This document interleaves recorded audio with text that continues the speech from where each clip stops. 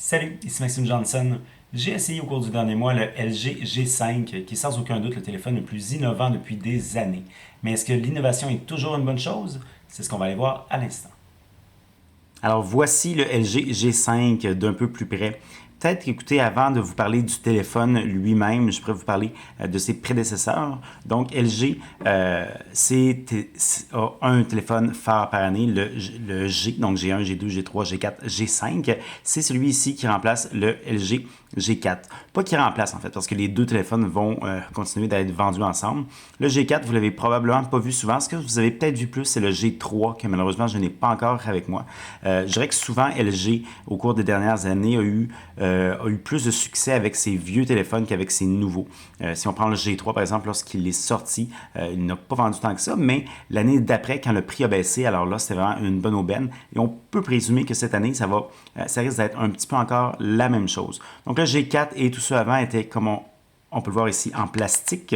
C'est vraiment un design qui était joli de l'avant, disons, avec le grand écran et les côtés, mais le derrière, là, c'est un petit peu dépassé. Donc là, ça change cette année et LG arrive là, avec une nouvelle coque complètement de métal. Alors tout au complet, là, ce n'est que du métal.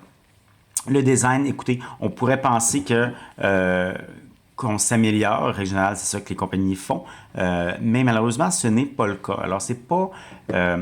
écoutez, le design, vous le voyez pour l'esthétisme. Je vous laisser avoir votre opinion. Mais dans les faits, lorsqu'on l'a entre les mains, lorsqu'on regarde de près, c'est pas super. Ça manque un petit peu de finition. Donc, je pense entre autres ici au côté, les rebords, c'est très coupant. C'est pas super agréable entre les mains.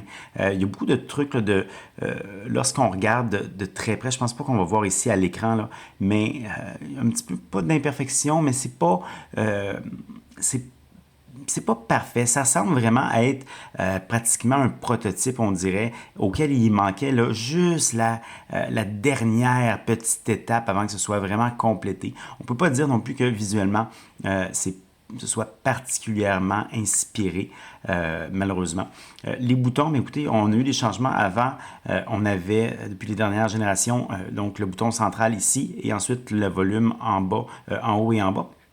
Comme ça. Alors, le volume a été changé d'endroit. Maintenant, le volume est sur le côté, ici, mais le bouton, lui, demeure là. Puisqu'on parle du bouton, je vais tout de suite en parler. Donc, c'est en fait un lecteur d'empreinte digitale. C'est une première. Le lecteur d'empreinte digitale, écoutez, il fonctionne quand même assez bien. Donc, vous voyez, c'est rapide. J'ai un petit peu plus de faux négatifs, je crois, qu'avec d'autres téléphones, mais c'est pas non plus de façon très négative. C'est vraiment assez minime. Donc, comme je disais, c'est rapide, ça va bien. Le bouton, contrairement au Nexus P, par exemple, et au Nexus X, on peut peser dessus. Comme ça. J'aime beaucoup plus ça, pouvoir peser. Ceci étant dit, on dirait qu'il y a un petit côté, c'est difficile à voir à l'écran, mais il y a un petit côté, disons, le cliquement semble fragile un peu. Le bouton semble fragile, ça semble je sais pas si on l'entend, mais ça semble un petit peu d'entrée de gamme. Encore une fois, là, c'est pas la fin du monde. Là, je veux pas avoir l'air de trop m'attarder sur des détails, mais c'est quelque chose que je veux mentionner, donc qui contribue, je dirais, avec aussi les côtés, avec l'allure, qui contribue à ce qu'on a un téléphone entre les mains qui nous impressionne un petit peu moins, si on veut. Maintenant, pour rester dans le design et dans les côtés impressionnants, il y en a un qui l'est et c'est son design modulaire. Donc, ce téléphone-là, vous voyez, c'est une pièce de métal, mais j'ai ici un petit bouton. Et là, je peux peser. Et c'est assez dur, là. Donc, je tire comme ça. Et voilà. Normalement, ça n'aurait pas dû faire ça. Bon, vous voyez, ça, c'est la première fois que ça fait ça. Normalement, ça reste ensemble. Bon, c'est intéressant, je vais le laisser au montage. Donc, c'est un design modulaire comme ça. Alors, je peux enlever le bas. Et là, j'ai accès premièrement, j'ai accès à la pile ici, qui est la pile, donc qui devient une pile amovible qu'on peut changer. Le mécanisme, comme je l'ai dit, c'est assez dur, il faut peser fort, il faut tirer fort.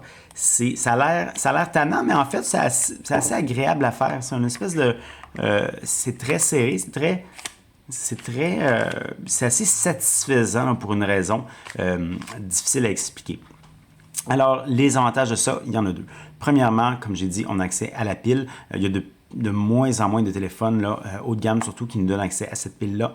Ça permet quoi? Bien écoutez, ça permet de la changer. Donc, on peut avoir deux piles et lorsque une est vide, je mets l'autre. Ou surtout, dans 3 ans, lorsque votre téléphone va avoir une moins bonne autonomie, que ce soit pour vous ou si vous voulez le revendre, vous pouvez changer la pile, donc avoir une pile neuve qui va être toute nouvelle, toute fraîche et qui va fonctionner beaucoup mieux. Donc à long terme, c'est vraiment là une bonne caractéristique à avoir et c'est quelque chose qui est de plus en plus rare. Alors ça, j'aime beaucoup.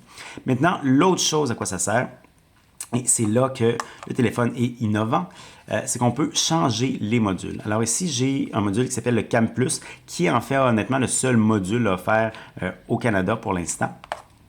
Alors, je vais vous montrer comment ça fonctionne. Je prends ma pile et je tire fort. Donc, la pile, encore là, elle est dure à enlever. Ça, c'est moins agréable. Je vais être franc avec vous. Et là, je la mets dans ce module-là. Et comme ça, je peux avoir mon module Cam Plus. Alors, qu'est-ce qu'il fait le Cam Plus? Pardon. Et voilà.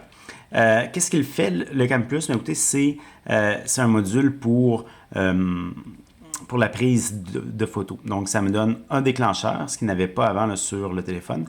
Ça me donne aussi une molette ici pour le zoom. Donc, je peux changer le zoom comme ça. Et ça me donne aussi une pile plus grosse à l'intérieur. Donc, j'ai environ 1000 mAh de plus pour avoir une meilleure autonomie. Et finalement, tout ce boîtier-là me permet d'être... il faut que je rentre un NIP. Alors, désolé, je vais sortir 2 secondes. Et voilà, c'est fait. Donc, ça me donne un peu plus de stabilité quand je prends mes photos, en théorie. En pratique, honnêtement, ce n'est pas particulièrement... C'est pas si vrai. C'est pas si vrai que ça. Donc, moi, je trouve qu'honnêtement, ça ne donne pas... Ça ne donne pas grand-chose. Oui, on a une meilleure poigne. Oui, on a un déclencheur, ce qui est bien. On a une meilleure pile, ce qui est bien. Le zoom ici, ça ne sert absolument à rien. Ça va mal. En fait, je vais vous le montrer. Là. Donc, je peux zoomer comme ça, mais c'est un peu... c'est pas super intéressant, de toute façon. Donc, ce que je veux dire par là, c'est que ce module-là ne nous donne pas grand-chose, en fait. Ne nous donne pas, considérant son inconvénient, qui est de 1, sa taille, donc c'est quand même gros. Dans une poche, là, c'est rendu un peu trop gros. Et l'autre inconvénient aussi, c'est que, bien évidemment, comme vous avez vu, il faut fermer le téléphone pour le changer, donc ça demande quand même un certain temps. Alors, c'est ça, je trouve que ça ne donne pas grand-chose. Pourtant, il aurait peut-être pu avoir des petits ajouts de plus. Par exemple, j'aurais pu avoir un bouton ici, un trou pour mettre un trépied. Donc, ici ou ici. Peut-être que ça aurait été une façon d'avoir une utilité de plus. Donc, présentement, les modules, je trouve que c'est un super bon concept, mais on ne fait pas grand-chose avec, malheureusement. Il y a d'autres modules qui s'en viennent. Donc, il y en a un en Europe qui s'appelle le Hi-Fi Plus et qui permet d'avoir de la bonne musique. Donc, c'est plus petit. Dans le fond, tout ce que ça fait, c'est allonger un petit peu votre téléphone et c'est un module de Bang & Olufsen et on branche ses écouteurs et on a un son d'une meilleure qualité. Alors ça, c'est une option. Il va falloir voir deux choses en fait. Il va falloir voir qu'est-ce que LG va faire comme module. Donc, ça va être quoi les autres modules. Et il va falloir aussi voir c'est quoi la stratégie à long terme de LG pour ces modules. Donc, est-ce que ces modules-là vont être compatibles avec le G6, par exemple? Est-ce que les modules qui vont être faits pour le G6 vont être compatibles avec le G5? Est-ce qu'on achète ça à... Donc, dans le fond, est-ce que ces achats-là se font uniquement pour ce téléphone-là ou s'ils se font à long terme pour plusieurs générations d'appareils? Parce que ça va jouer sur le genre de truc qu'on peut faire. Parce que, je m'explique, ici, ce module-là, donc le Cam Plus, il coûte 100 $. pour quelqu'un qui fait beaucoup de photographie avec son appareil photo, ça peut être, ça peut être à considérer, là, même si vous gardez juste votre téléphone 2-3 ans. Ceci étant dit, si un jour LG fait, par exemple, d'autres appareils photo comme ça, mais d'une meilleure qualité avec un grand objectif qui coûterait forcément plus cher, qui coûterait un 300, qui coûterait un 400 peut-être, qui sait, ben là, vous ne voudrez pas acheter ça si vous savez, si c'est juste pour un an ou deux. Vous voulez acheter ça si c'est à long terme. Donc, il va falloir voir c'est quoi la stratégie. Pour l'instant, en résumé, le design, là, le design modulaire, pardon, c'est une bonne idée. C'est quelque chose de super innovant et ça, vraiment, chapeau à LG. Ceci étant dit, je ne crois pas que vous pouvez considérer ça vraiment comme une très grande force, comme un grand facteur là, pour l'achat de votre téléphone. Alors, maintenant, à l'intérieur, les caractéristiques, écoutez, le LG G5 est un téléphone qui est puissant, c'est un téléphone avec des caractéristiques haut de gamme. Entre autres, on a un processeur Snapdragon 820 et on a aussi 4 Go de mémoire vive, on a 32 Go d'espace et on a une fente pour carte micro SD ici. Malheureusement, la mémoire externe et interne ne sont pas mêlées comme Android 6.0 permet de le faire. Ça, c'est dommage, mais ça fait quand même là, amplement là, d'espace pour ceux qui le veulent. Pour les autres caractéristiques, bien, écoutez, on a une bonne caméra avant, on a 2 caméras arrière, ça je vais y revenir un petit peu plus tard. Comme je disais, le lecteur d'empreinte digitale, la pile est de 2800 ampères, comme vous l'avez vu tantôt. Et donc ça, c'est vraiment des caractéristiques qui ressemblent à d'autres téléphones haut de gamme du moment. Je pense entre autres au HTC 10 ici. Donc c'est vraiment le même genre de caractéristiques. Il y a à peu près que les appareils photo qui diffèrent, donc les deux à l'arrière et à l'avant aussi. Ici, on a un capteur là, de 8 mégapixels, ce qui est quand même élevé. Dernière caractéristique que je voulais vous parler, c'était le port ici. C'est un port USB de type C. Alors là, je n'ai pas de fil avec moi malheureusement, mais c'est un port qui est réversible, donc vous branchez d'un bord ou de l'autre, ça se branche bien, c'est rapide, c'est efficace, la recharge est rapide, d'ailleurs le téléphone a une recharge Quick Charge 3.0. Et c'est vraiment un plus. Il y a de plus en plus de téléphones qui sont comme ça cette année. On a ici, entre autres, encore une fois, le HTC 10. Écoutez, à peu près le seul téléphone Android haut de gamme qui ne l'a pas, c'est le Samsung Galaxy S7 ici. C'est pas mal, qui lui est encore avec le micro USB traditionnel. Donc ici, là, c'est pas mal le seul. Donc vos accessoires, peut-être vous en aurez certains qui ne fonctionneront pas, mais à long terme, le marché s'en va vers là, à vitesse grand V. Et donc c'est un plus, c'est quelque chose que vous vouliez, croyez-moi. Dernière petite caractéristique par rapport aux caractéristiques, justement, c'est l'écran. C'est un écran qui est quand même assez grand, à 5,3 pouces. C'est un écran QHD. C'est un écran qui est joli. Les couleurs sont là. Les couleurs sont fiables, les angles sont bons. Il y a des petits reflets, mais pas non plus, pas tant que ça non plus. Je trouve pas que c'est un écran qui est aussi beau que celui justement du Samsung Galaxy S7, justement qui est un petit peu plus, que l'écran AMOLED là, est un petit peu plus beau et en plus comme celui du Edge, mais c'est très très bien. C'est vraiment à la hauteur là, du téléphone haut de gamme de 2016.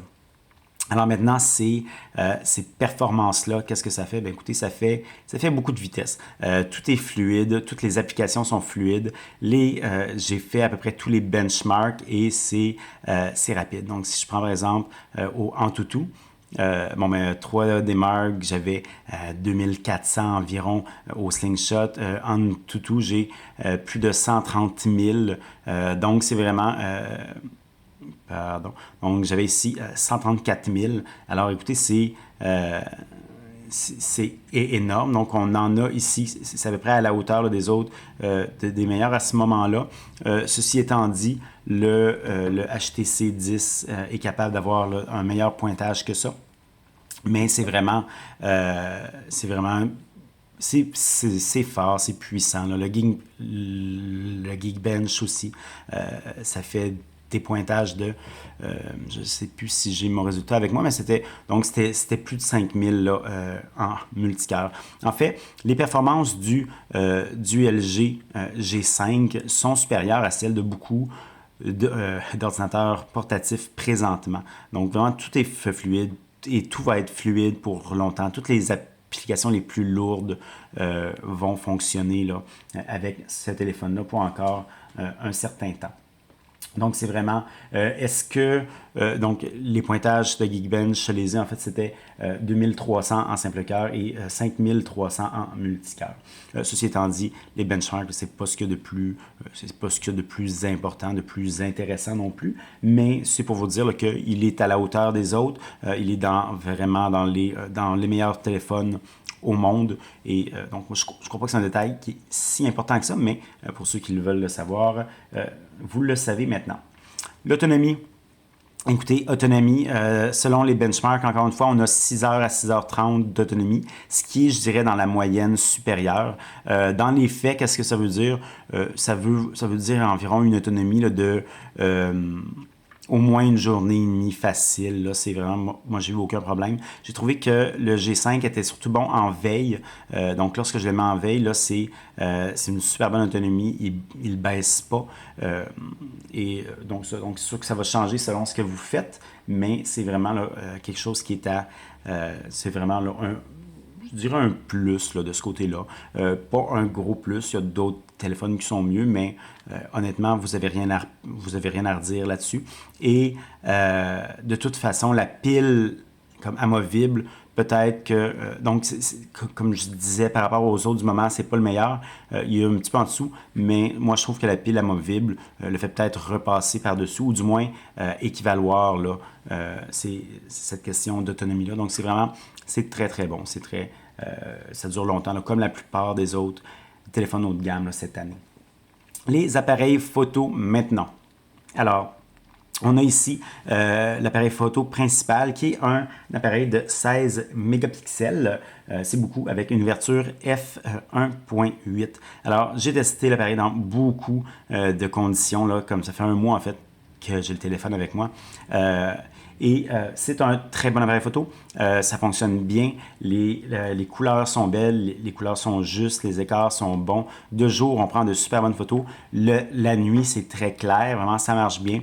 Seul petit point négatif, je vous dirais, c'est lorsqu'il fait sombre, je trouvais que la mise au point était un petit peu lente. Et en fait, si vous voulez être honnête, même lorsqu'il fait clair, la mise au point n'est pas... Vous voyez, c'est pas la plus rapide. C'est vraiment, je dirais, là, ça, le principal défaut de l'appareil photo principal. Ce n'est pas cet appareil-là, finalement. Écoutez, j'ai, par rapport aux autres téléphones du moment, mais écoutez, les deux Android qui se démarquent le mieux pour l'appareil photo, encore une fois, c'est le HTC 10 ici et le Samsung Galaxy S7 ici. Moi, je trouve que l'appareil photo principal, il est comparable. Probablement qu'en analysant là, de façon très intense, on se rendrait compte que ceux-ci ont une petite coche devant, mais moi, je vais vous dire, là, ça ne change. C'est très bien, c'est très convenable. J'ai eu beaucoup de plaisir à prendre des photos avec cet appareil photo-là. Ce que j'ai beaucoup aimé aussi, en fait, c'est le logiciel qu'on voit ici. Alors, le logiciel, il est...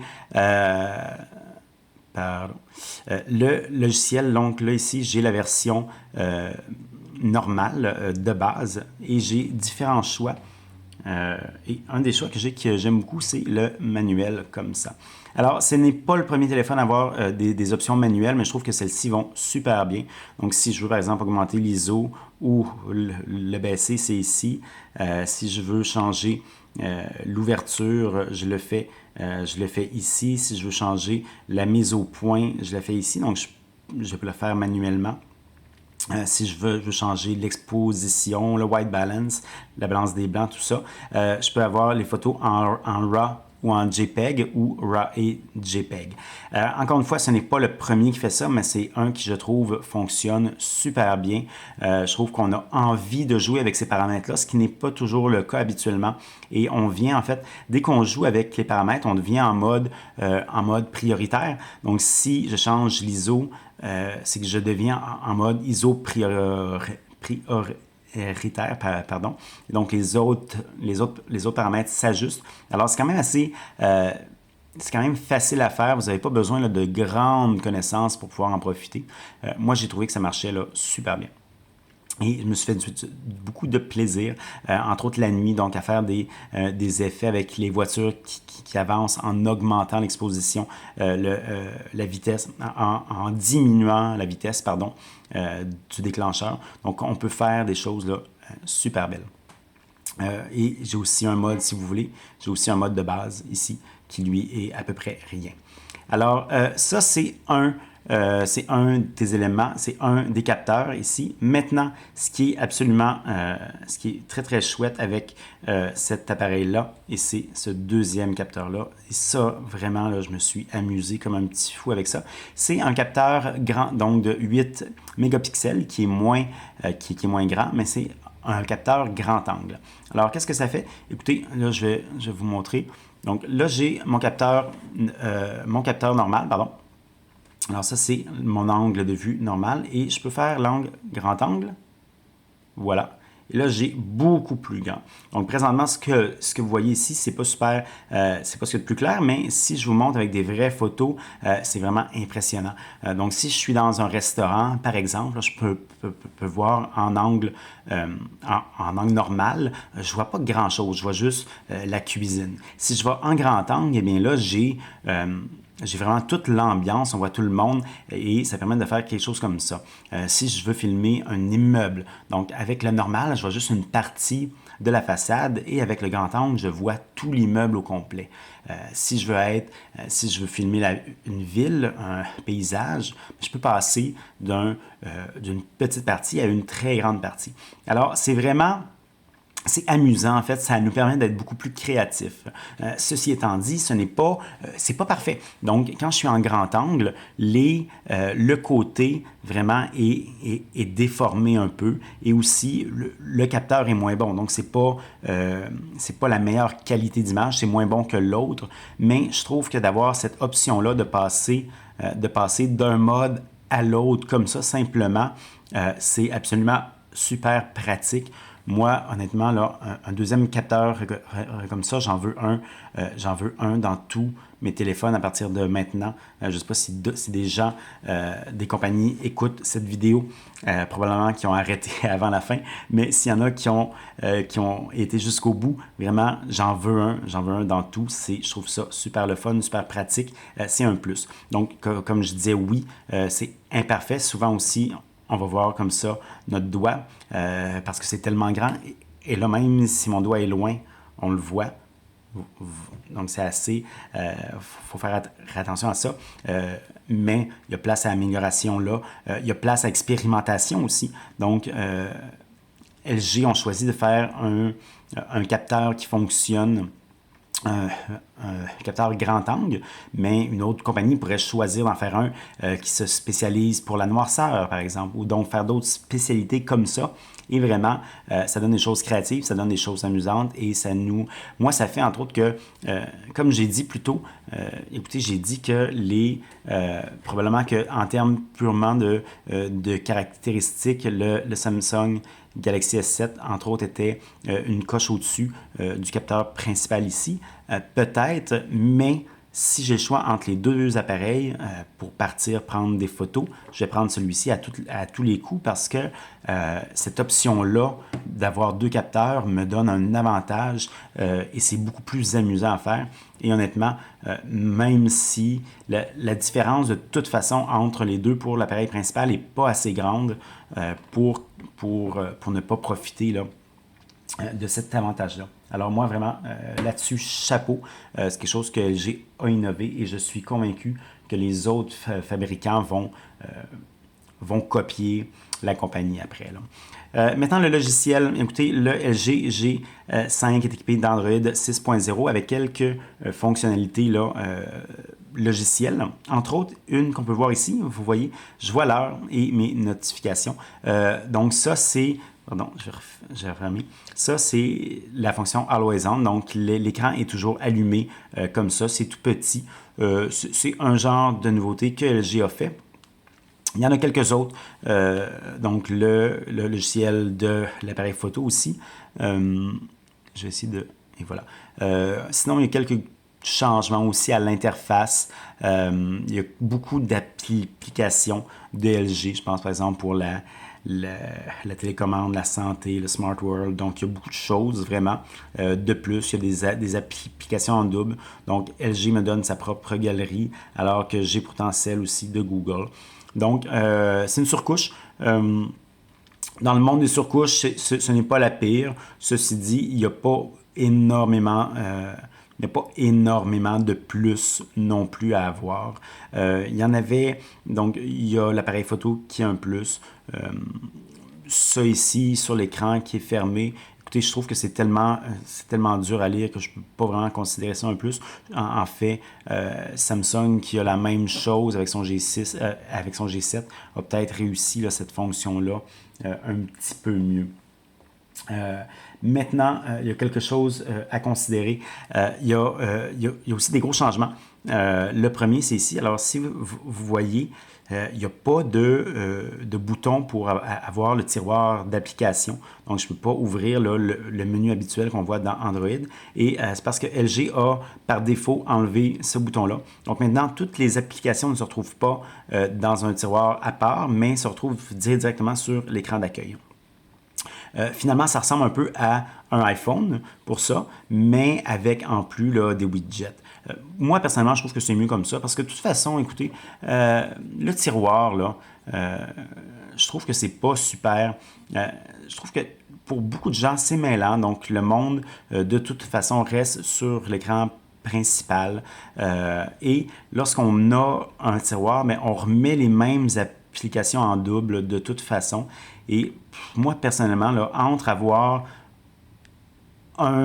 disons, un écran avec les apps que je me sers beaucoup et les autres de mêler, je peux en avoir un avec les apps que je me sers beaucoup. Et ensuite, après, même s'il y a 8 pages d'écran, ça ne me dérange pas. Alors bon, c'est peut-être pas tout le monde qui va aimer. La bonne nouvelle, c'est que si vous n'aimez pas ça, vous pouvez changer. Mais moi, je crois que pour la population générale, c'est probablement un bon coup. Évidemment, ceux qui aiment vraiment une version nature d'Android, les grands fans d'Android vont probablement préférer un téléphone de type Nexus, comme le Nexus 6P ici, qui vient avec une version là, vanille d'Android, aucune application de trop et surtout des mises à jour rapides. Alors oui, c'est vrai. Ceci étant dit, LG a quand même bonne réputation ces temps-ci. Donc LG part de très loin. Avant, c'était une compagnie qui était horrible pour les mises à jour, mais là, c'est une des meilleures. Alors selon des études, ce serait la troisième dans le fond derrière les téléphones Nexus et ensuite derrière HTC. Mais devant là, Motorola, devant Samsung et autres. Donc oui, il y a place à amélioration, mais on a des mises à jour quand même relativement rapidement. Ça se passe, c'est encore en termes de mois, là, mais au moins on les a et on les a sur les 2 dernières générations au moins. Pour le reste, ça va être à voir. Évidemment, c'est ça l'avantage des Nexus aussi, c'est que vous allez avoir des mises à jour à long terme. Ce qui est moins le cas avec un téléphone d'un fabricant régulier. Ceci étant dit, puisque place à amélioration, considérant qu'il n'y a personne de très bon de ce côté-là, je dirais que LG se situe là, pas mal dans les meilleurs. J'ai eu beaucoup de difficultés à tester le LG G5. En fait, pas de difficulté à le tester, mais de la difficulté à arrêter mon opinion. C'est un téléphone qui est vraiment particulier parce que d'un côté, je dirais que c'est un téléphone qu'on a envie d'aimer. Pourquoi? Bien, justement parce que c'est innovant. C'est un téléphone qui a un design modulaire, ce qui est en théorie super bon. C'est un téléphone qui a 2 appareils photo, ce qui en théorie n'était pas intéressant, mais en pratique, ça marche super bien. Donc, on a vraiment plein de nouveautés qui sont audacieuses de la part LG et je crois que c'est important depuis quelques années, surtout dans les téléphones intelligents, là, ça stagne, ça avance petit à petit, c'est itération après itération. Il n'y a personne qui prend de risques. Et là, LG vraiment a pris des risques. LG a été audacieux. Alors pour ça, chapeau. Maintenant, lorsque c'est dans votre... lorsque c'est un utilisateur qui utilise ce téléphone-là, lui, ce qu'il n'a pas envie, cette personne-là ne paye pas pour l'innovation, ne paye pas pour donner des tapes dans le dos aux compagnies, mais la personne paye pour avoir un bon téléphone. Et est-ce que cette innovation-là se traduit en réussite? Ben écoutez, pas tout le temps. Je pense que le design modulaire a du potentiel, mais pour l'instant, il n'y a rien de convaincant. Peut-être que ça va changer, mais pour l'instant, non. Les deux caméras, par exemple, oui. Donc, bref, l'innovation, c'est un plus, mais est-ce que ça compte tant que ça dans la balance? Je ne le sais pas. Maintenant, il y a, dans l'ensemble, c'est un super bon téléphone qui est, à mon avis, là, sensiblement égal au meilleur téléphone du moment. C'est un des meilleurs du moment, en fait. Il y a un endroit où il est un petit peu derrière et c'est le design, donc vraiment la finition qui est un peu ratée et ce qui est un petit peu plus dur, un petit peu plus difficile à quantifier, mais c'est je dirais que le sentiment qu'on a lorsqu'on l'utilise. Lorsqu'on l'a dans les mains, on n'a pas l'impression d'avoir un téléphone qui est particulièrement haut de gamme. Ça réussit pas à avoir ce petit je ne sais quoi, ce petit oomph-là que d'autres téléphones ont. Quand je pense à d'autres, je pense entre autres au Galaxy S7 Edge qui vraiment on aime utiliser. C'est vraiment wow! Et le HTC 10, à ma grande surprise, est pareil aussi. C'est vraiment un téléphone qui est super beau, qui est super bien fini. On a l'impression d'avoir un peu une montre suisse entre les mains. C'est lourd, c'est gros, c'est le fun, c'est réussi. Ici, c'est pas ça qu'on a. Donc, on n'a pas ce petit côté-là. Maintenant, c'est quoi l'importance justement de ce côté-là? Écoutez, c'est difficile à dire. Je crois que pour un fabricant, c'est important parce que les gens, lorsqu'ils sont dans les boutiques et qu'ils choisissent entre deux, le design va influencer sur ce qu'ils vont acheter. Je crois que le design va aussi influencer sur, je ne veux pas dire l'amour qu'on a, mais le design à long terme, je crois, va avoir une certaine influence sur notre appréciation des produits. Maintenant, c'est pas comme si le design était horrible. C'est pas ça que je suis en train de dire. Je veux juste dire qu'il y a une petite coche en dessous des autres qui sont un petit peu mieux conçus. Maintenant, c'est quoi la valeur relative de tout ça? Je sais pas. Ça fait un mois que je me pose la question, ça fait un mois que j'essaie de décider et honnêtement, je n'ai pas trouvé la réponse. Alors, je vous la laisse la trouver pour vous. Moi, je pense que c'est un téléphone qui mérite d'être essayé, qui mérite d'être joué avec. C'est un téléphone que j'apprécie. Ceci étant dit, naturellement, si j'ai plein de choix devant moi, c'est pas forcément lui vers lequel je vais aller là, jour après jour, à part peut-être pour l'appareil photo. Bref, c'est super complexe. Désolé si vous avez regardé une vidéo pendant une très longue vidéo et je ne vous donne pas de réponse noir et blanc, peut-être que je devrais, mais en tout cas. Peut-être pour vous aider à réfléchir, par exemple, il y a une chose qui est vraiment un bon point pour LG, c'est le prix. Donc, sans entente, le téléphone est offert au Québec à 775 ou 800 Donc, c'est 125 de moins que le Galaxy S7 et c'est 225 de moins que le HTC 10. Alors, pour un téléphone qui a des caractéristiques similaires, qui en théorie fait aussi bien son travail que les autres meilleurs du moment, on paye 100, 125, 225 de moins. Alors, vraiment, je trouve que s'il y a une affaire que je peux dire, c'est que chez les téléphones haut de gamme du moment, le meilleur rapport qualité-prix, il n'y a aucun doute, c'est le LG G5. Maintenant, si c'est le rapport qualité-prix qui vous intéresse, là, par exemple, la question que vous devez vous poser, c'est est-ce que vous voulez aller vers ces téléphones-là ou vers une gamme un petit peu en dessous, par exemple, le Nexus 5X, qui est aussi fait par LG et qui offre de très bonnes caractéristiques, mais pour un prix encore moins cher, dans les 400 $. Donc, c'est pas une décision qui est complètement facile, mais je pense pas, de toute façon, je pense pas que dans la vie, il n'y a rien de noir et blanc. Là, c'est pas comme s'il y a un téléphone à chaque fois qui vaut la peine. Regardez pour vous, allez jouer avec. Si le design ne vous dérange pas, si vous l'aimez ou même en fait si vous le trouvez beau, mais tant mieux parce que c'est un bon téléphone, c'est innovant, faut encourager ça. Et si c'est lui que vous aimez, ben, allez-y, il ne vous laissera pas tomber. Maintenant, c'est quelque chose à considérer, c'est qu'il il y en a aussi d'autres, des très bons. Alors, pour c'est lequel qui vous convient mieux, mais ça, je dirais que c'est à vous de voir, c'est à vous de faire la liste de ce qui est important pour vous et ensuite de prendre une décision éclairée. Pour avoir plus d'informations, j'ai écrit un texte quand même assez long sur mon site web maximjohnson.com/techno.